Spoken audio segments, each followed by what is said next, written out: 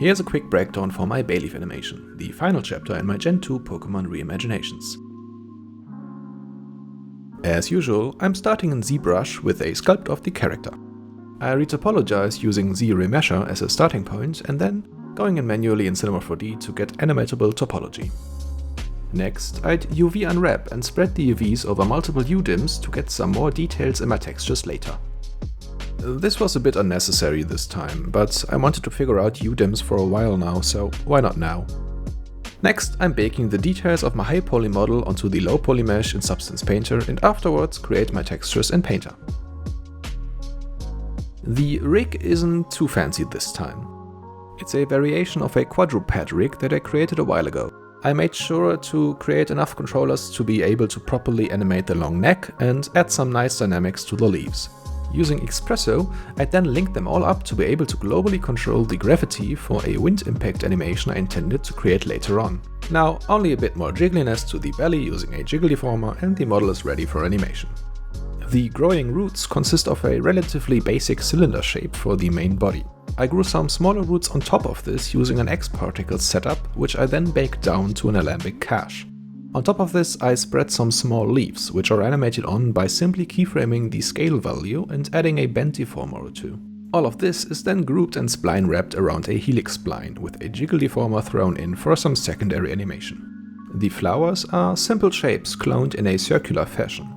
They are animated using bend and twist deformers.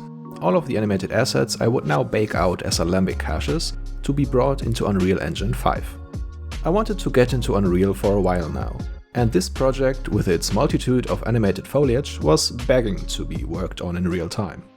I've had a couple of assets from older projects ready to be used in this one, so I was able to rather quickly build my scene by placing objects either per hand or spreading them around using the foliage actor. I was planning to have a sort of gust of wind to go through the scene the moment Bayleef stomps down with its feet. To get this effect in the plants, I used distance fields. In a nutshell, certain objects, or actors as they are called in Unreal, have a sort of aura around them, which is called a distance field.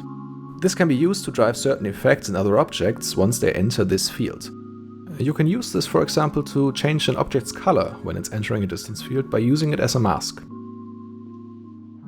In my case, I used it to interpolate between two wind animations with different strengths.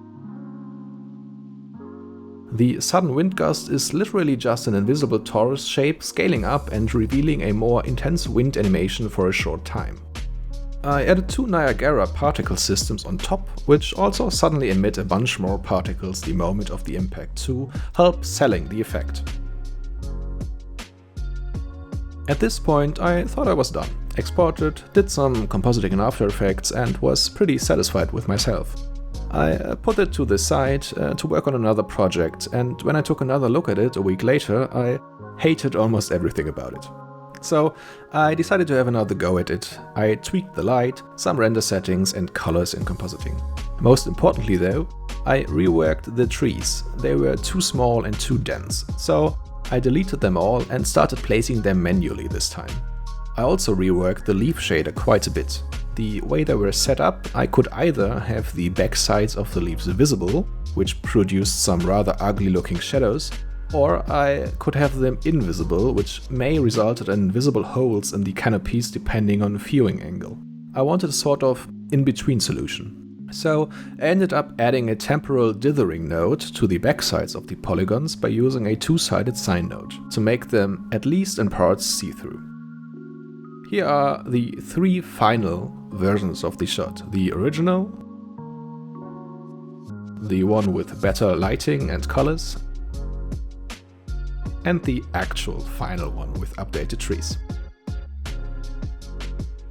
And that's it. Thank you for your time. Bye.